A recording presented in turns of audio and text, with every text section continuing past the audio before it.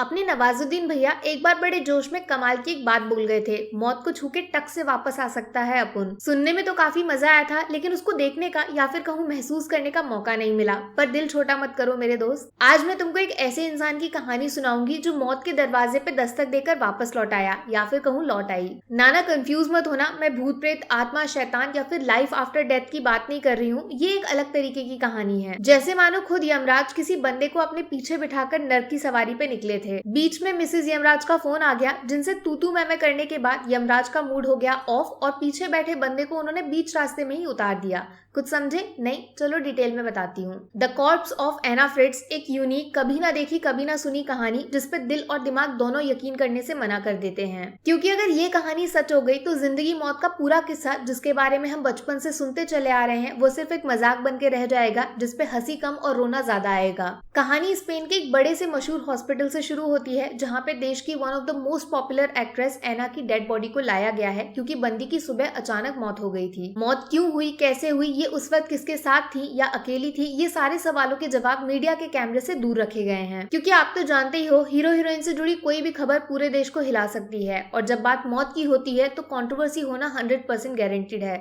इसीलिए जितना कम बोलोगे उतना बेहतर। इस हॉस्पिटल में आने वाली लाशों को संभालने की जिम्मेदारी निभाता है पाऊ नाम का ये भोला भाला मासूम सा बंदा, जो इस बार एना की बॉडी अपने सामने देखकर थोड़ा हिलसा गया है, क्योंकि लड़का अपने दोस्तों में पॉपुलर बनने के लिए बेचारी हीरोइन की लाश के साथ अपनी फोटो खींच रहा है। दोस्त से याद आया, पाऊ के दो एकदम जिगरी दोस्त हैं इवान और हावी, जो आज उसे हॉस्पिटल मिलने आए हैं, क्योंकि रात में 2-3 घंटे बाद इन तीनों को किसी पार्टी में जाके लड़की मित्र उर्फ गर्लफ्रेंड्स का दिल जीतना है। अब जहाँ मिल जाए 3 यार, वहाँ कुछ ना कुछ शैतानी तो जरूर होगी। इसीलिए लड़के जवानी के नशे के अलावा ड्रग्स का थोड़ा सा एक्साइटमेंट महसूस करने की जिद करने लगते हैं। बस फिर थोड़ी देर बाद हॉस्पिटल के पीछे डस्टबिन के नजदीक बैठकर आंख से, नाक से और न जाने कहां से खून में ऐसा कुछ डाला जाता है जिससे दिमाग शरीफ कम और नोटी ज्यादा हो जाता है। अब आता है हंसती खेलती कहानी में एक इवल यानी शैतानी ट्विस्ट, जब ये दोनों दोस्त पाऊ को पटाने लगते हैं कि एक बार इनको एना की डेड बॉडी का दीदार तो करा दे, जिंदा ना सही मरी हुई हीरोइन को नजदीक से देखने का सपना तो पूरा हो जाएगा। कुछ नशे की मस्ती और कुछ बीएफएफ वाली दोस्ती, पाऊ इन लड़कों को हॉस्पिटल के लाश घर मतलब मॉर्चरी में ले जाने को तैयार हो जाता है। फिर आंखों के सामने वो नजारा आता है जिसको देखने के लिए शहर का हर बंदा अपना सब कुछ हंसते खेलते कुर्बान कर देगा।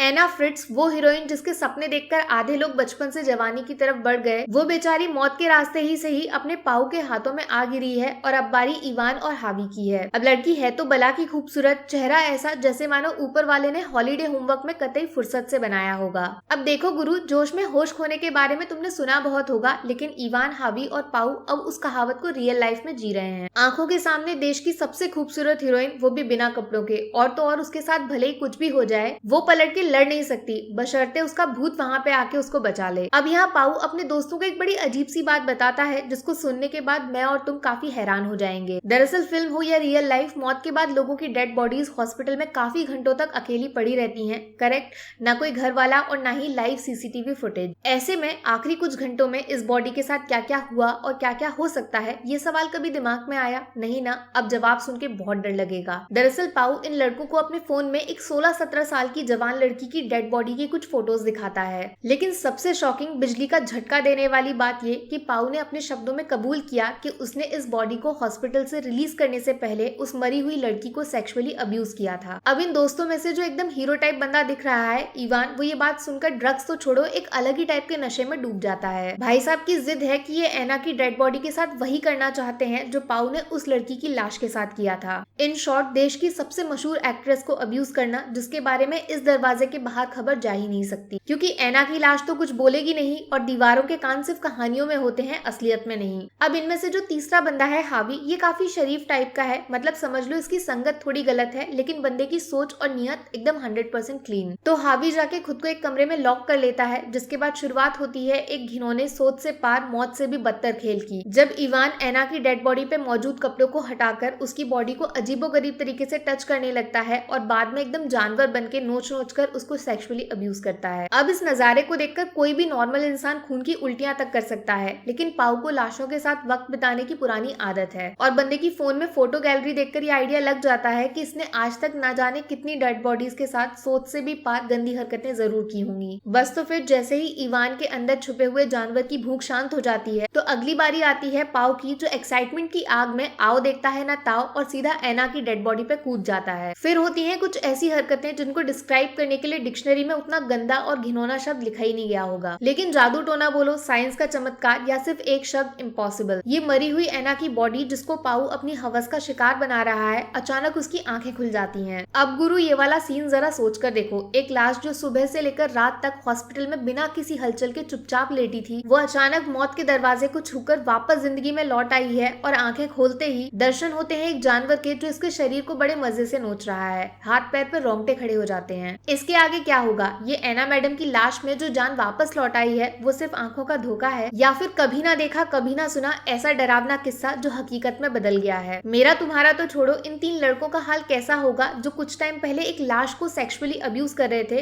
और अब देश की सबसे पावरफुल मशहूर हीरोइन इनके क्राइम्स की गवाह बन गई है। जवाब तुमको खुद पता लगाने हैं तो भैया मेहनत करो और फिल्म को ढूंढ निकालो, लेकिन अगर मेरे शब्दों में एंडिंग सुनने का इंतजार कर रहे हो, तुम लोगों को जोरदार जादू की झप्पी। चलो कहानी आगे बढ़ाते हैं, स्पॉइलर वार्निंग स्क्रीन पे आ गई होगी। अब ऊपर वाले का कोई खेल बोलो या फिर मेडिकल साइंस का चमत्कार, एना फ्रिट्ज सच में वापस जिंदा हो गई है। सबसे पहले तो 440 वोल्ट का झटका लगता है पाउ को, जो एना की आंखें खुली देखकर बिस्तर से सीधा जमीन पे नीचे धड़ाम हो जाता है। इधर शोर शराबा सुन के इवान और हावी भी दौड़ लगाकर मॉर्चरी में एंट्री मारते हैं। आंखों के सामने एना को जिंदा देखकर हावी भैया एकदम खुश हो जाते हैं। लड़के की सिर्फ एक जिद है, जल्दी से एना को ऊपर हॉस्पिटल ले चलो, उसको वापस मिली जिंदगी वापस न चली जाए। लेकिन इवान का दिमाग उसेन बोल्ट से भी तेज भागता है और बंदा समझ जाता है कि एना ने इन तीनों को अपनी आंखों से देख लिया है। एक बार बंदी की सिचुएशन नॉर्मल हो गई तो वो इन तीनों की जिंदगी नर्क बनाने में कोई कसर नहीं छोड़ेगी। जेल तो जाना पड़ेगा, साथ में एना के कनेक्शन और पावर इनको जिंदा नहीं छोड़ेंगे। बस अब फिल्म में 2 साइड्स हो गए हैं। एक तरफ हावी एंड एना जो जिंदगी वापस मिलने वाले चमत्कार से काफी खुश हैं और एना को जल्द से जल्द किसी डॉक्टर के वार्ड में शिफ्ट करना चाहते हैं, तो दूसरी तरफ है इवान और पाउ जो थोड़ा सा सेल्फिश होकर खुद के फ्यूचर को सबसे आगे रखते हुए एना के साथ हुए चमत्कार को हमेशा हमेशा के लिए इसी कमरे में दफन करना चाहते हैं। इन शॉर्ट एना को मरना पड़ेगा, इस बार सच्ची वाला, पिछली बार की तरह नहीं। बस इसी बात पे हावी और इवान में हो जाती है हाथापाई, जिसका एंड रिजल्ट ये निकलता है कि इन तीनों दोस्तों में से अब सिर्फ 2 की सांसें दौड़ रही हैं। हावी के सर पे लगे जख्म से काफी ज्यादा खून बहने की वजह से बंदा ऑफ हो गया है। अब इन दोनों लड़कों को एना के साथ साथ हावी की बॉडी को भी ठिकाने लगाना पड़ेगा, लेकिन काम आसान तो बिल्कुल नहीं है, क्योंकि एना इन दोनों से नजरें चुराकर हावी की पॉकेट में मौजूद मोबाइल फोन तक पहुंच जाती है। मैडम इन दोनों लड़कों को बताती हैं कि अपने पापा को इन्होंने सब कुछ बता दिया है और थोड़ी देर में वो हॉस्पिटल पहुंच जाएंगे। तो बस लड़के हार मानकर इनको वापस ऊपर हॉस्पिटल में ले जाने को तैयार हो जाते हैं। लेकिन फिर आता है दर्दनाक, दिल को दहलाने वाला ट्विस्ट जब हावी के फोन की घंटी बजती है और फोन के उस तरफ बैठा शख्स ये बताता है कि पिछली बार जब इस नंबर से फोन आया तो उसको उठा नहीं पाया। समझे कि नहीं, एना ने इन लड़कों को चूना लगा दिया था और बड़ी चालाकी से लाशों के बीच होते हुए ऊपर डॉक्टर के पास पहुंचने का शॉर्टकट ढूंढ लिया था। बस सच बाहर आते ही लड़के इनको वापस मॉर्चरी में कैद कर देते हैं। इसके बाद इवान जाता है डस्टबिन के उसी डब्बे को लेने जहां फिल्म की शुरुआत में ये ड्रग्स का नशा कर रहे थे, क्योंकि इस डस्टबिन में हावी की लाश को भी तो छुपाना है। इधर एना को अपनी वापस मिली सांसों को परमानेंट चलाए रखने का एक और मौका मिल जाता है जब बंदी पाउ को बताती है कि उसको जान से मारने के बाद इवान पाउ के ऊपर सारे इल्जाम लगा के उसको फंसा देगा। और तो और हावी की जान जाना कोई एक्सीडेंट नहीं था, जानबूझकर इवान ने उसका गला घोट दिया था, क्योंकि इवान एक साइको मर्डरर है जिसको लोगों की जान लेने में मजा आता है। ये सब सुन के पाउ थोड़ा घबरा जरूर जाता है, लेकिन एना की बातों को इग्नोर मार के उसके हाथ पैर मुंह सब कुछ बांध देता है। फिर कहानी धीरे धीरे क्लाइमैक्स की तरफ आगे बढ़ती है जब इवान और पाउ एना को फाइनली मार के इस सब लोचे से खुद को हमेशा हमेशा के लिए आजाद करने का प्लान बनाते हैं। सबसे आसान कोई ऐसी दवा खिला दो जिससे एना की जान भी चली जाए और पोस्टमार्टम के वक्त कोई सबूत भी ना मिले, लेकिन उसमें वक्त लग जाएगा। ऐसे अचानक गोली खा के तो एना मरेगी नहीं। तो फिर पाउ के दिमाग में आता है दूसरा जबरदस्त ऑप्शन,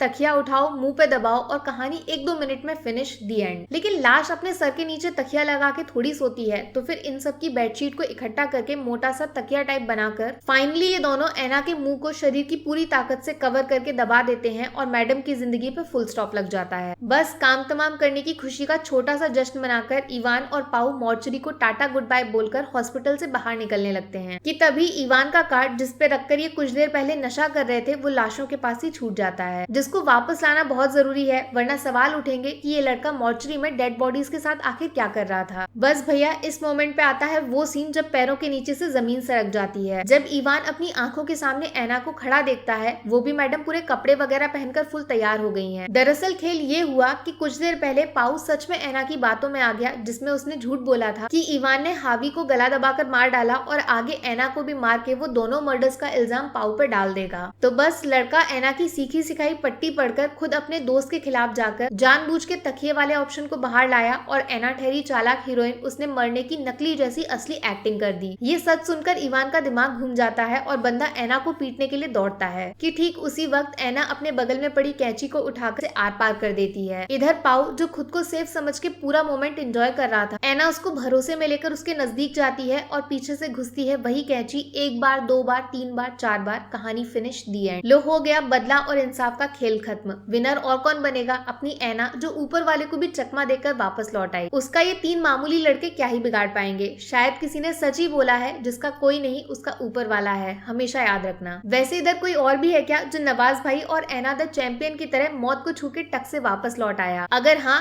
तो किस्सा बताओ ना यार नीचे कमेंट्स में, मेरा भी टाइम पास हो जाएगा। बाकी वीडियो में कुछ पसंद आया हो या फिर कुछ शिकायत करनी हो तो मैं आपको इंस्टाग्राम पे भी मिल जाऊंगी, वरना थोड़ा सा इंतजार करिए। मिलूंगी आपसे अगले वीडियो में। Take care, bye bye.